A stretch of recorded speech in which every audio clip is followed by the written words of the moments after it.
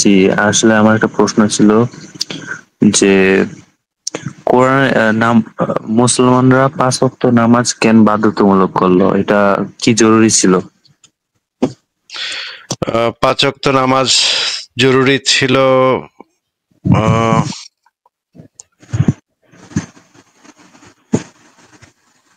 এটা মানে প্রশ্নটাই আসলে বুঝলাম না যে এটা তো মানে মানে যদি এটা মিথ্যা ধর্ম হয়ে থাকে তাহলে কি কারণে 5 ওয়াক্ত নামাজ বাধ্যতামূলক করা হলো যে এটা করতে হবেই? মানে এটা কিন্তু তো অন্য অনেক ধর্মেই তো এরকম ২-৩ বার বা ৪ বার বা ১০ বার ২০ বার কইরা প্রার্থনা করতে হবে এরকম আছে। যদি অন্য ধর্মগুলাতে যদি এই জিনিসগুলা থাকে, এমনকি ১০ বার ২০ বার করে প্রার্থনা করতে হবে এরকমও ধর্ম আছে পৃথিবীতে। ৪,৫০০ ধর্ম আছে পৃথিবীতে। তাহলে এই যে মনে করেন ২০ বার প্রার্থনা করতে বলছে একটা ধর্মে দিনের ভিতরে, তাহলে হ্যাঁ, ওই হ্যাঁ। ধর্মটা কি, যেহেতু ২০ বার প্রার্থনা করতে বলছে ওই ধর্মে, যদি ওই ধর্মটা মিথ্যা হইতো তাহলে ২০ বার প্রার্থনা করতে কবে কেন ভাই? এটা কি কোনো মানে কারণ আছে? তাহলে তো ওই হ্যাঁ, ধর্মটা সত্য হবে নাকি? ঐরকম হয় কিন্তু ইসলামে তো এটা পুরোপুরি ভাবে জোর দেওয়া হয়েছে। এটা মানে আচ্ছা, এরকমই তাহলে বাধ্যতামূলক করা হয়েছে। ঠিক আছে, আমি একটা ধর্ম আবিষ্কার করলাম এই মাত্র। আমার ধর্মটার নাম হইতেছে সুঙ্গা সুঙ্গা ধর্ম। হ্যাঁ, এটার জি, ভিতরে আপনার দিনে ৫০০ বার মানে মাটিতে থুতু মাইরা সেই থুতুটা ৪টা খাইতে হবে। আপনি হ্যাঁ, যেটা করবেন, দিনে ১০০ বার মাটিতে থুতু ফালাবেন, ফালায় জিহ্বা দিয়ে ৪টা খাবেন। নাক ঘষেন না নামাজের সময়? আপনারা মাটিতে তো নাক ঘষেন, তাই না? নাকে খত দেন, এটারে বলে নাকে খত দেয়া। ঠিক আছে, নাক ঘষেন তো মাটিতে। হ্যাঁ, সিজদা যখন করেন তখন তো মাটিতে আপনারা নাক ঘষেন। নাক নাকটারে মাটিতে লাগাইয়া নাকে খত দেন। হ্যাঁ, এরকম আমি একটা পুঙ্গা পুঙ্গা ধর্ম আবিষ্কার করছি, সেটার ভিতরে আপনার থুতু ছ্যাপ ফালায়া ছ্যাপটা ৪টা খাইতে হবে দিনে ১০০ বার। তো দিনে যেহেতু ১০০ বার আমি আপনাকে বললাম করতে হবে, সুতরাং তো এই ধর্মটা তো তাইলে সত্য প্রমাণ হইলো, তাই না ভাই? আমি অনেক না জোর এটা তো দিলাম। কোনো আমি যৌক্তিক অনেক কারণ। আমি অনেক জোর দিলাম, বললাম যে এটা করতেই হবে, এটা না করলে একটা খবর আছে আপনার। না করলে জাহান্নামে নিয়ে আপনার এই যে মানে কুত্তার মতো পিটানো হবে ভাই, কুত্তার মতো পিটানো হবে আপনারে জাহান্নামে নিয়ে, যদি না করেন। তাহলে আমি ১০০ না, বার না, সিস্টেম সেটা দিচ্ছি, জি ভাই জোরও দিছি, মানে জোরও দিছি, জোরও দিছি, ১০০ বারও সিস্টেম দিছি। তাইলে তো যদি মানে একটা কোনো কাম করতে জোর দেওয়া হয় এবং যদি ৫ বার বা ১০ বার করতে বলা হয়, তার মানে তো এটা সত্যই হইব নাকি? সত্য নির্ধারণের মাপকাঠি তো হইল কোনো একটা কাম করতে বলছে, কামটা করতে জোর দিচ্ছে, তাইলে তো আমরা বুঝলাম যে যেহেতু আমি জোর দিয়া কইতাছি যে আপনার ১০০ বার ছ্যাপ ফালায় ছ্যাপটা চাটন লাগবো, এইটা তো তাহলে আমি জোর দিয়া কইছি, তাহলে তো এটা অবশ্যই সত্য হইব, ইসলামের থেকেও সত্য হইব। আপনার যদি সত্য নির্ণয়ের মাপকাঠি এটা হয় যে জোর দিয়া কইছে নাকি, এবং কয়বার কইছে, ৫ বার কইছে না ১০ বার কইছে, এটা যদি হয় আপনার সত্য নির্ণয়ের মাপকাঠি, তাহলে আমারটা তো সেই মাপকাঠিতে আরো বেশি সত্য হইলো। ওই ইসলাম কইছে ৫ বার, আমি কইছি ১০০ বার, মানে ২০ গুণ সত্য হইলো, তাই না ভাই? হ্যাঁ, সেটা ঠিক। এটাই আমার মানে মাথার মধ্যে ঘুরতো যে আসলেই তো যদি এতই মানে পুরোপুরি মিথ্যা হতো তাহলে তো আর এতটা জোর দেওয়ার কথা না। আমি আমি অন্যান্য আপনারে কি বিষয় বলছি, আমি আমি আপনারে কি বুঝতে বলছি পারছি। আপনি কিছুই বোঝেন নাই জি, মনে জি, হয়। বুঝতে পারছি। আমার কথা আপনি আমি কিছুই বোঝেন নাই মনে হয়। আমি আমি বুঝতে পারছি আপনি কি বলছেন। না এটা এখন আমার পরিষ্কার হলো। মানে আমি তখন এটা নিয়ে সন্দেহ ছিল আমার এই কিন্তু বিষয়টা নিয়ে। এই জিনিসগুলা তো মানে এই যে ৫ বার ৭ বার ৭ বার আরেকটা ধর্মের ভিতরে ছিল ৭ বার। মক্কায় সেই সময় যে সমস্ত ধর্ম প্রচলিত ছিল, আরেকটা ধর্মের ভিতরে ছিল ৭ বার। মুহাম্মদে কইছে ৫ বার। হ্যাঁ? তাতে কি আসলো গেল আচ্ছা। ভাই? ৫ বার কইলো না ৭ বার কইলো, তা দিয়ে তো সত্য আমরা নির্ণয় করতে পারি না। যদি ৩ বার কইতো তাহলে কি এটা সত্য হইতো? না, তাতেও ৩ বার কইলেও এটা সত্য হইতো এমন কোনো কথা নাই।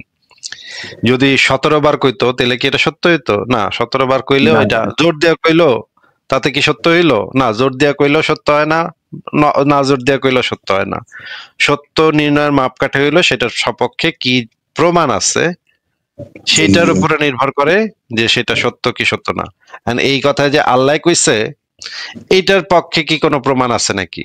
যে আল্লাহ আসমানে মোহাম্মদ রে একটা গাধার পিঠে চড়াইয়া আসমানে নিয়ে গেছে, আসমানে গিয়া হেবাটা দেখাইছে, প্রথমে কইছিল ৫০ বার নামাজ পড়ন লাগবে নাকি ভাই? মেরাজের ঘটনা জানেন না ভাই? হ্যাঁ হ্যাঁ, এটা আমি শুনছি, তো মেরাজের জানি ঘটনার ব্যাপারে। সময় প্রথমে আল্লাহর কাছে গিয়ে এলো, আল্লাহ কইলো যে তোর 50 বার তো করে 50 বার নামাজ পড়ন লাগবে দিনের ভিতরে, নাকি ভাই? এটা তো শুনছেন। হ্যাঁ, আচ্ছা আপনি একটু তখন হিসাব করেন তো ভাই, মানে একবার নামাজ পড়তে কয় মিনিট সময় লাগে একটু হিসাব করেন তো ভাই। একবার নামাজ পড়তে প্রায় 20 থেকে 25 মিনিট লাগে, মিনিমাম 20 মিনিট তো লাগেই। আর অজু অজু করতে? করতে অজু আচ্ছা করতে 10 মিনিট, 5 মিনিট, 4-5 আচ্ছা, মিনিট। তাহলে তাহলে মনে করেন 25 মিনিট সময় লাগলো একবার নামাজ পড়তে।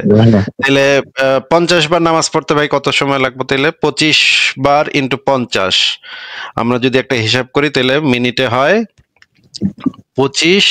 আচ্ছা দাঁড়ান আমি ক্যালকুলেটর দিয়ে ক্যালকুলেশনটা করি। 25 ইন্টু 50, তাই না ভাই? তাহলে আমরা জি, একটু 25 25 ইন্টু 50 তাহলে হয় 1250 মিনিট। 1250 মিনিটের ভাগ দিমু ঘন্টা দিয়া, মানে মানে 60 দিয়া, তাই না? 60 দিয়া হ্যাঁ ভাগ দিলাম, 60 মিনিটে 1 ঘন্টা, তাহলে কয়, মানে দিনের ভিতরে দেখেন 20 ঘন্টা, প্রায় 21 ঘন্টা আমার নামাজ পড়নে কেটে যাবে। না, হ্যাঁ হ্যাঁ হ্যাঁ, এটা তো আচ্ছা, আমার কাছে আল্লাহ অজব যে এই আল্লাহ হ্যাঁ যে হ্যাঁ এই 50 বার নামাজ পড়নের বিধান দিতে নিছিল ফার্স্টে, হ্যাঁ, আল্লাহ কি ভাই বলদের বাচ্চা বলদ নাকি যে 50 বার 50 ওয়াক্ত নামাজ মানুষে কেমনে পড়বে? 1250 মিনিট লাগে। তাহলে তো দিনের ভিতরে হাগুন মতনের টাইম পাইবো না মানুষে। হাগুন মতনের, আচ্ছা আপনি বলেন তো 21 ঘন্টা নামাজ পড়লে মানুষ হাগা মতার টাইম পাইবো?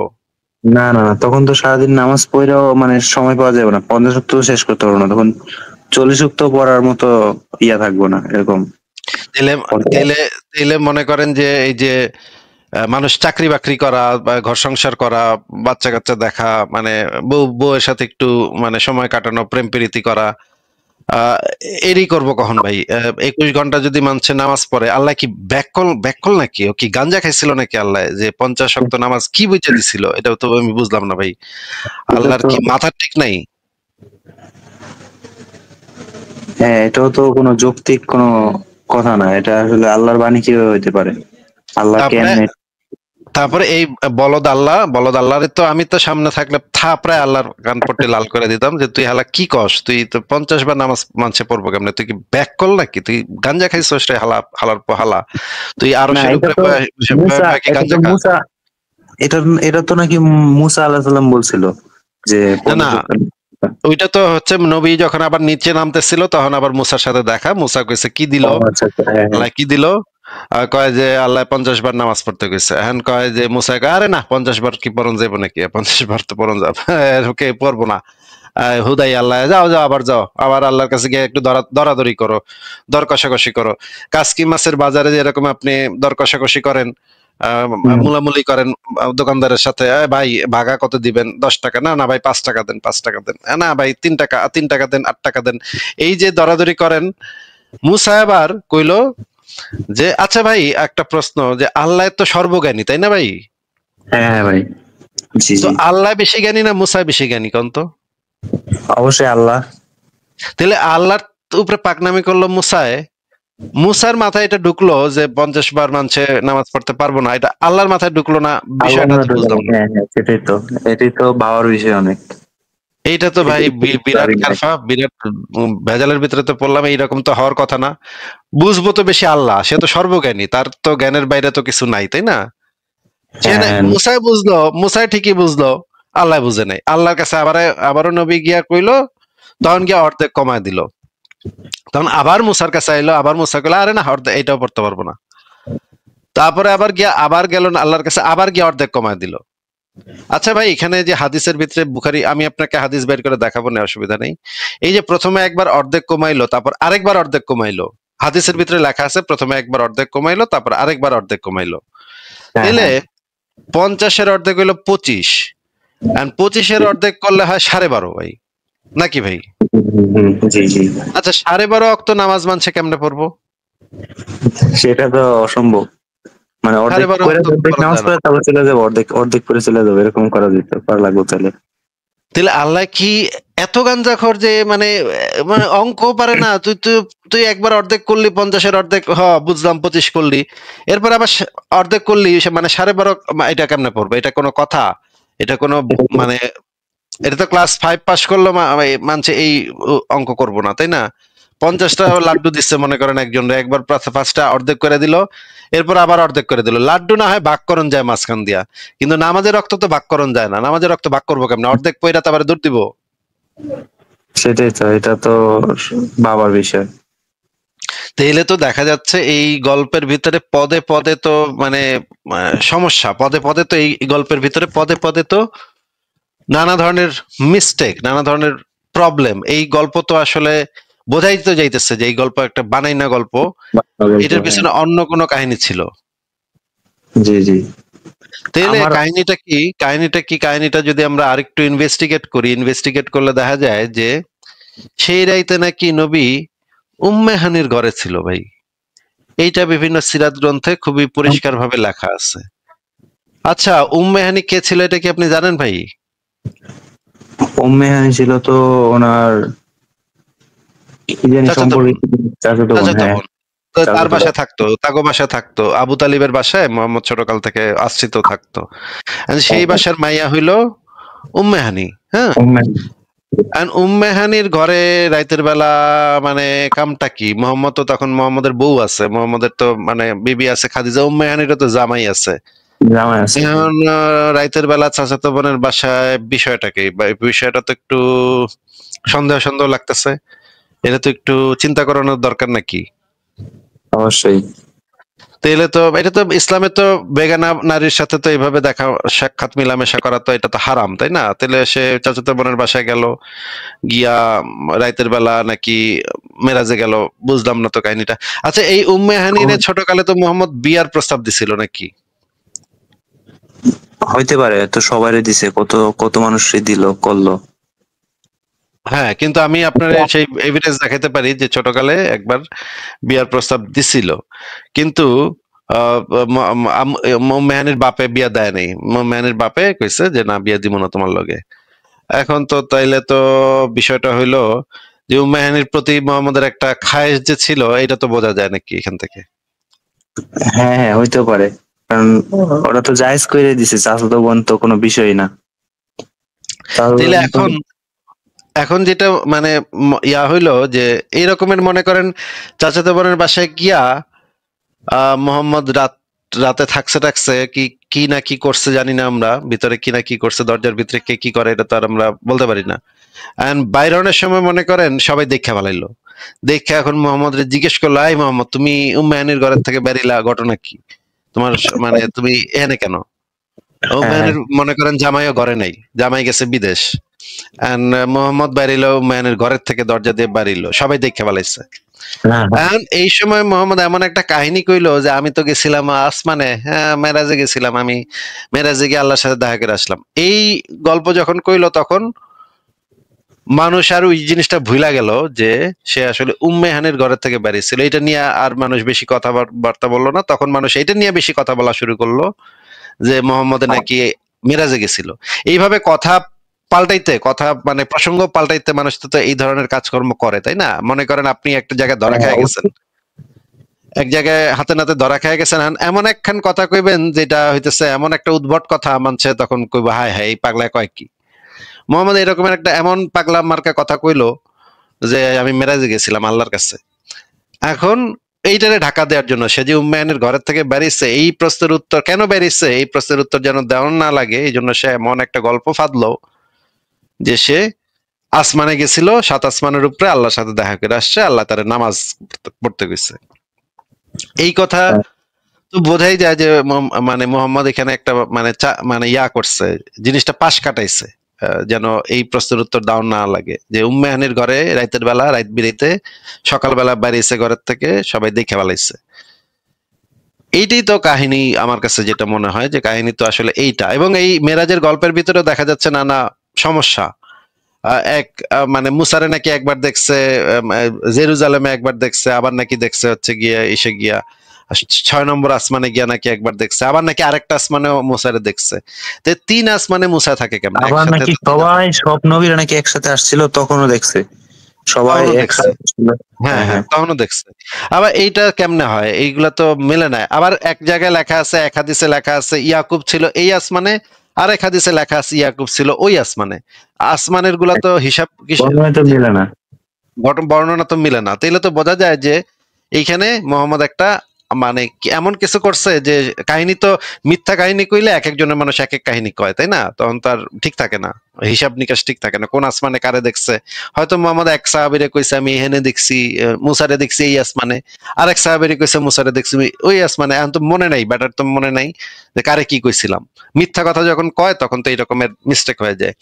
তো আপনি যদি চান তাহলে আমি সেই রেফারেন্স গুলা বের করে আপনাকে দেখাতে পারি যেখানে মোহাম্মদ এই সমস্ত মানে বাটপারি করছে এবং এই উম্মাহানির ঘরে যে ছিল সেটারে ঢাকা দেওয়ার জন্য এই সমস্ত বানায় বানায় কইছে। এটা আমি আপনাকে দেখাইতে পারি, কিন্তু আপনি কি সেগুলো দেখতে চান? জি জি জি, অবশ্যই অবশ্যই। তাহলে আপনি এক কাজ করেন, আগে এই সংশয়.com একটা লেখা আছে উম্মাহানি বিষয়ে, সেই লেখাটা আপনি আগে পড়েন, আজকেও যুক্ত হতে পারেন, পড়ে আসেন, তারপরে আপনার সাথে সেটা নিয়ে আমরা একটা একটা করে আলাপ করবো নি। জি জি জি, অবশ্যই। আর ঠিক আমি আছে? আমার, জি জি, আমি আমার পরিচয়টা একটু দেই।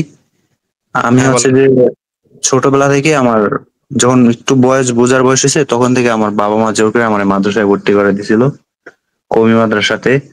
তো তখন মানে মাদ্রাসায় থাকাকালীন তো অন্য কিছু দুনিয়া সম্পর্কে আমার কোনো ধারণাই ছিল না। তখন আমার সবকিছু আপনার আমার ওইখানে শুধু এইগুলাই ছিল।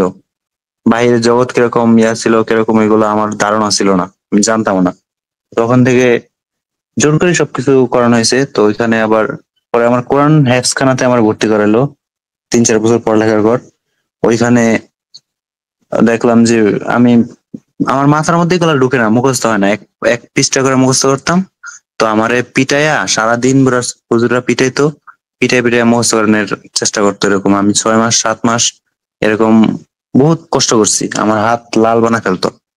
আর যে হুজুর গুলো ছিল ওরা তো চারবেলাই মানে প্রতিদিন রাত হইলে আমি দেখতাম ওরা যে, ওই যে মানুষ বলে না যে ছেলেদের বলাৎকার করা হইতো, এগুলাও আমি প্রচুর দেখছি। মানে যে এখানে যে হুজুর গুলো ছিল 4 থেকে 5 জন ওই মাদ্রাসায় ছিল, তো এর মধ্যে আমি 3 জনরে আমি বাস্তবে নিজের চোখে দেখছি এই কাহিনী। আরো 2 জনের ওইগুলো আমি বলতে পারি না।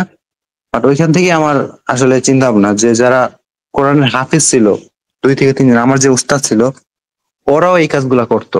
তো ওইখান থেকে আমার মাথার মধ্যে আস্তে আস্তে ঘুরতো, অনেক প্রশ্ন আসতো। তো আমি কখনো এগুলো নিয়ে ভাবি নাই, হয়তোবা আমি ভাবছি যে মানুষ তো এরকম হইতে পারে 2-1 জন, সবাই তো আর এক না। এরপর থেকে আস্তে আস্তে আর কি অনেক চিন্তা ভাবনা মাথায় আসছে, আরো অনেক ঘটনা বড় লম্বা। তো ঠিক আছে, আপনার কথা শুনে তো খুবই খারাপ লাগলো জি, যে আপনাকে অনেক মারপিট করা হয়েছে ছোটবেলা থেকে কিছুদিন আগে মাদ্রাসা। আমি এটা তো আপনার আপনার ওয়েবসাইটে আমি ঢুকছিলাম। তো ওইখান থেকে আমার চিন্তা ভাবনা মানে এতটা চেঞ্জ হয়েছে যে আমি এটা খোলা খোলামেলা মেলা ভাবে আমি বলতে পারতেছি। তো আমি আগে তো এরকম চিন্তা ভাবনাই করতে পারতাম না যে এটা বলা সম্ভব। তখন তো আমাদের যেই পরকালের বইটা ঢুকাই দেওয়া হয়েছিল, ওইটা আসলে আমি ভাবলেও আমার অনেক ভয় লাগতো। তো আপনার ওয়েবসাইটে যাওয়ার পর থেকে ইনশাল্লাহ আশা মানে ইনশাল্লাহ অনেকটা আল্লাহ চেঞ্জ পাক হয়েছে। হ্যাঁ হ্যাঁ ঠিকই আছে, আল্লাহ পাকই মানুষকে নাস্তিক করে, আল্লাহ পাকই মানুষকে আস্তিক করে, কোনো সমস্যা নেই। হ্যাঁ, হ্যাঁ, আল্লাহ পাক যেন সেটাই। আমাদের সবাইকে নাস্তিক হওয়ার তৌফিক দান করেন। আমিন। আমি না, ঠিক আছে, ঠিক আছে আপনার ভাই, ভালো থাকেন ঠিক আছে, ভালো থাকেন। তাহলে। ঠিক আছে, আচ্ছা ভালো ঠিক থাকেন। আছে, প্রয়োজন নেই, ঠিক আছে। তাহলে পরের জনকে যুক্ত করি, ওসমান। ওসমান আপনাকে যুক্ত করা আছে, বলেন আপনি। হ্যাঁ, একটা কথা জানার জন্য যুক্ত হয়েছিলাম। হ্যাঁ বলেন। আমি বেশ কিছুদিন আগে আপনার এই অনেকদিনই হবে, 4-5 মাস, ওই যে একটা বাচ্চাকে নিয়ে মানে বাচ্চাদের সাথে কিভাবে কি ধরনের ব্যবহার করতে হয় এই জিনিসগুলি মানে শুনছিলাম। আমি এই জিনিসগুলি অ্যাপ্লাই করছি, খুব কাজ হয়েছে। আগে আমার বাচ্চাকে আমি অনেক বকা দিতাম বা মারতাম, এখন মারি না, বকাও দিই না। কিন্তু এখন একটা বিষয় জানার জন্য যে বাচ্চাটা সবকিছু ঠিক আছে, কিন্তু ওর আসলে পড়লে মনে থাকে না। মাত্র প্রথম শ্রেণীতে তো, মানে কোনো কিছু মনে থাকে না। ওর যে টিচার ওকে যে প্রাইভেট পড়ায় উনি প্রচন্ড মারে। এখন কি করবো বুঝতেছি না, আচ্ছা, আসলে কি করা মনে না থাকলে, মনে না থাকা খুবই স্বাভাবিক। এত মনে রাখা মানুষের উচিত? আসলে মানুষের জন্য এত কিছু ইনফরমেশন মনে রাখাটা আসলে দরকারও নাই। হ্যাঁ, এখন টিচার যদি মারে তাহলে তার টিচারকে আপনি বোঝাইতে পারেন যে মানুষের এত অনেক কিছু মনে রাখা এখন এগুলার আর কোনো প্রয়োজন নাই, এগুলো এখন ব্যাকডেটেড হয়ে গেছে। মানুষ এখন চিন্তা করে, মানুষ এখন বুঝতে পারে, যেন জিনিসটা যেন কি সেটা সে বুঝতে যেন পারে। মনে রাখা এত ইম্পর্টেন্ট এখন আর কিছু না।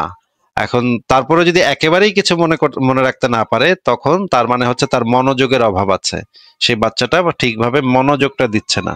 এখন মনোযোগ বাড়ানোর জন্য বিভিন্ন পদ্ধতি আছে। পদ্ধতি হচ্ছে তাকে একটু ধৈর্যশীলতা শিখাইতে হবে, বা ধরেন অবজারভেশন শিখাইতে হবে। মনে করেন আমি আমার ছেলেকে যেটা করি সেটা হচ্ছে যে আমি আমার ছেলের বাচ্চা মানুষ তো চঞ্চল হয়, হ্যাঁ, বাচ্চা মানুষ কোনো জায়গায় মনোযোগ এক জায়গায় ধরে রাখতে পারে না বেশিক্ষণ। সে এইটা নিয়ে একটা জিনিস চিন্তা করতেছে, হঠাৎ করে তার মাথায় আরেকটা জিনিস আসলে সে আরেকটা জিনিস নিয়ে চিন্তা করা শুরু করে দেয়।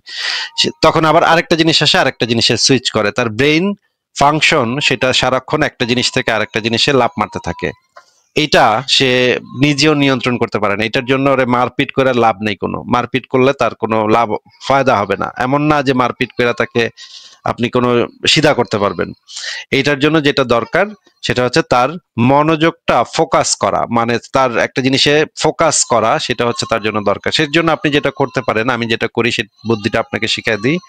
সেটা হচ্ছে আপনি তাকে নিয়ে যে ঘুরতে যাবেন, ঘুরতে গিয়ে বলবেন যে তুমি আজকে যেই কয়জন মানুষকে দেখবা সেই কয়জন মানুষকে তুমি খুব ভালোভাবে পর্যবেক্ষণ করবা। সেই মানুষটা কি জামা পরছে, কি রঙের জামা পরছে, তার শার্ট পরছে না প্যান্ট পরছে না পাঞ্জাবি পরছে, পাঞ্জাবির কালার কি, পাঞ্জাবিতে কয়টা বোতাম ছিল, তার চুলগুলা কেমন ছিল, চুলগুলা ভাঁজ করা ছিল নাকি এলোমেলো ছিল, এবং কয়েকজন মহিলাকে দেখছো, সেই মহিলাদের ড্রেস কেমন ছিল, শাড়ি পরছে নাকি কি বোরখা পরছে নাকি কি পরছে, প্রত্যেকটা জিনিস, জুতা পরছে, জুতার ফিতা খোলা ছিল নাকি লাগানো ছিল, এইগুলা প্রত্যেকটা জিনিস তুমি খুব ভালোভাবে অবজার্ভ করবা, এবং বাসায় আসার পর তুমি আমাকে বলবা যে কাকে কাকে তুমি দেখছো, কার কার কি কি বৈশিষ্ট্য তুমি দেখতে পাইছো। এই জিনিসটা যদি কয়েকদিন আপনি প্র্যাকটিস করেন, তাহলে বাচ্চাটা ফোকাস করাটা শিখবে, কিভাবে একটা জিনিসে মনোযোগ দিতে হয়, কোনো একটা বিষয়ের উপরে মনোযোগটা কিভাবে ধরে রাখতে হয়। এই জিনিসটা সে ধীরে ধীরে শিখবে, একদিনেই কাজ হবে না, ধীরে ধীরে আপনি করবেন। খুব ধীরে ধীরে তাকে এই জিনিসগুলো শিখাবেন, এবং জিজ্ঞেস করবেন, তাকে না দেখায় জিজ্ঞেস করবেন, আচ্ছা বলো তো ওই লোকটার কি ড্রেস ছিল, বা তুমি যে আজকে কলিম চাচার সাথে দেখা হইলো, কলিম চাচার আহ চুলগুলা কতটুকু ছিল, চুলের কালার কি ছিল, দাড়ির কালার কি ছিল, বড় তো দেখি। এইভাবে তাকে জিজ্ঞেস করবেন, এবং সে যেন পরের বার আবার এই জিনিসটা দেখে, চেক করে যে সে ওই দিন কি দেখছিল। সে হয়তো ভুলে যাবে, প্রথম প্রথম ভুলে যাবে, কিন্তু ধীরে ধীরে সে আসলে অবজার্ভ করা শুরু করবে এবং মনে রাখা শুরু করবে। জিনিসটা যখন দেখবে একটা জিনিস, বা ধরেন একটা চিড়িয়াখানায় নিয়ে গেলেন, চিড়িয়াখানায় নিয়ে আপনি তাকে হাতি দেখাইলেন, আপনি তাকে বলবেন যে হাতিটা কিভাবে হাঁটতেছে, বা হাতিটা কিভাবে তার বাচ্চাকে পানি খাওয়াচ্ছে, এই জিনিসটা তুমি খুব ভালোভাবে পর্যবেক্ষণ করবা, এবং আমাকে পরে বলবা যে হাতিটা কিভাবে করে, বানরটা কিভাবে করে, আর শিম্পাঞ্জিটা কিভাবে করে। এই প্রত্যেকটা জিনিস তুমি আমাকে পরে পরে বলতে হবে। তখন আবার পরে বাসায় এসে তাকে জিজ্ঞেস করবেন এগুলো নিয়ে, যে তার সাথে আলাপ করবেন, আলাপের স্বরে, যে কি কি দেখলা, তুমি কি কি অবজার্ভ করলা, আজকে সারাদিনে তুমি কি কি অবজার্ভ করছো। এই অবজারভেশন যখন তার ডেভেলপ করবে, সে যখন মনোযোগ দিতে পারবে, তখন অটোমেটিক সে মনে রাখতে পারবে। মনে রাখার জন্য যেটা জরুরি, সেটা হচ্ছে একমাত্র জরুরি জিনিস হচ্ছে মনোযোগ দেয়া। মনোযোগটা যদি আপনি ঠিক করতে পারেন, সে মন দিয়ে একটা কিছু, খেলার ছলে ছলে সে যদি মন দিয়ে একটা কিছু অবজার্ভ করে, এবং তার ধৈর্যটা যদি সেখানে ঠিক হয়, তাহলে আস্তে আস্তে তার মনে রাখার মানে যে ইয়াগুলা সেগুলা ঠিক হয়ে যাবে। তো এটার জন্য আপনাকে একটা 6 মাসের একটা টাইম তৈরি করতে হবে। 6 মাস ধরে আপনি এই কাজটা করবেন, এবং প্ল্যান করবেন যে 6 মাসের প্রত্যেক সপ্তাহে আপনি কি কি করবেন, কি কি একদিন তাকে এখানে নিয়ে যাবেন, একদিন সেখানে নিয়ে যাবেন, একদিন খেলতে নিয়ে যাবেন, একদিন চিড়িয়াখানায় নিয়ে যাবেন। এইভাবে প্রত্যেক সপ্তাহে আলাদা আলাদা জিনিস দিয়ে তাকে পরীক্ষা নিরীক্ষার ভিতরে ফেলবেন, এবং দেখবেন 6 মাস যদি আপনি এই জিনিসটা চালাতে পারেন, তার মেমোরি খুবই শার্প হবে বলে আমি মনে করি। কারণ বাচ্চাদের সাইকোলজি এভাবেই কাজ করে। এই জিনিসগুলা করলে সে নিজেও মজা পাবে, তার কাছে এই জিনিসটা প্রেশার মনে হবে না, এবং তাকে মানে মারামারির ভিতরেও তো সে যাইতে হচ্ছে না তাকে নিয়ে। এই জিনিসগুলো যদি আপনি করেন, তাহলে আমার মনে হয় ভালো ফলাফল দিবে। আপনি এটা চেষ্টা করে দেখতে পারেন। আর এই বিষয়ে অনেক বইপত্র আছে, যারা বিদেশে যারা এগুলো নিয়ে গবেষণা করে, তাদের অনেক বইপত্র আছে, আপনি সেই বইপত্রগুলো ডাউনলোড করে পড়তে পারেন। সার্চ করতে পারেন ইন্টারনেটে কি কি বইপত্র পাওয়া যায়, সেই বইপত্রগুলো আপনি নিজেও পড়ে নতুন নতুন পদ্ধতি অ্যাপ্লাই করতে পারেন। এই পদ্ধতি অ্যাপ্লাই করলে দেখেন যে আপনি কোন পদ্ধতিতে আপনার বাচ্চা, এখন এক একটা বাচ্চা তো এক এক রকম, সব মানে পদ্ধতি সবার ক্ষেত্রে কাজ করে না। এই জন্য আপনার হয়তো আপনার বাচ্চার জন্য হয়তো একটু ভিন্ন পদ্ধতি অ্যাপ্লাই করতে হবে, কিন্তু মারামারি করে কোনো লাভ হবে না, মারামারি করে কোনো লাভ নেই। হুদাই এই সমস্ত মারামারির ভিতরে যায়েন না, এবং টিচারকেও না করে দেন যে কখনো যেন বাচ্চার গায়ে হাত না তোলে। স্ট্রিক্টলি নিষেধ করবেন, আমার বাচ্চার গায়ে যদি হাত তোলো তাহলে আমি পুলিশের কাছে এটা নিয়ে কমপ্লেন করব। তখন দেখবেন এই টিচাররাও ভয় পেয়ে যাবে, হ্যাঁ, বলবেন যে এটা পুলিশের কাছে কমপ্লেন করলে তোমার চাকরি চলে যাবে। এবং আপনি দরকার হইলে মানে স্কুলের যে প্রধান শিক্ষক তার কাছে গিয়ে কমপ্লেন করবেন যে আপনার বাচ্চাকে মারধর করা হয়েছে। মনে রাখতে পারে না সেটা তো মনে রাখতে না পারলে বা মনে রাখতে পারলে সেটা তো আমার বাচ্চার ব্যাপার, সেখানে তো সে মারতে পারে না, গায়ে হাত তো সে দিতে পারে না। এইভাবে টিচারকে এই এখানে বিষয়ে স্ট্রিক্টলি নিষেধ করবেন। হ্যাঁ বলেন। মানে এমনিতে আমার বাচ্চা মোটামুটি সবকিছুই মনে রাখে। ও মানে লিখতে পারে, কিন্তু ওর যে অক্ষরটা যেমন সরে সরে এখন মানে না দেখে সবকিছু লিখতে পারে, কিন্তু ও মানে বলতে পারে না যে এই অক্ষরটা এইটা। মানে সিরিয়াল ধরে লিখতে বলেন বা যেভাবে বলি ওইভাবে লিখে দেয়, কিন্তু ও মানে যে কোনো অক্ষর বললেও ওই লিখে দেয়, কিন্তু মুখ দিয়ে বলতে পারে না যে আসলে এটার নামটা কি। আর ওই প্রাইভেটের আচ্ছা, টিচার মারে, স্কুলে না আর কি। প্রাইভেটে এখন অন্য কোনো টিচারও মানে ওরকম পাইতেছি না, তো আমি বুঝতেছি না আসলে এটা কিভাবে ডিল করা যায়। ঠিক আছে ভাই, আপনাকে যে জিনিসটা বললাম সেটা একটু প্র্যাকটিস করেন। আমার মনে হয় যে সেটা মনোযোগের সমস্যা, এই এটা আর কিছু না। বাচ্চাদের যে প্রধান সমস্যাটা থাকে সেটা হচ্ছে মনোযোগের সমস্যা। আর এই যে টিভি বা স্ক্রিন টাইম, মানে হচ্ছে গিয়ে টিভি দেখা বা ইউটিউব দেখা বা মোবাইলের ফোন চালানো, এইটাই একটু কমানো সম্ভব হইলে একটু কমায়েন আর কি। ঠিক আছে ওসমান ভাই, তাহলে আজকে আপনাকে আমরা বিদায় জানাই। আচ্ছা ভাই, ধন্যবাদ ধন্যবাদ। ঠিক আছে, তাহলে ভালো থাকেন।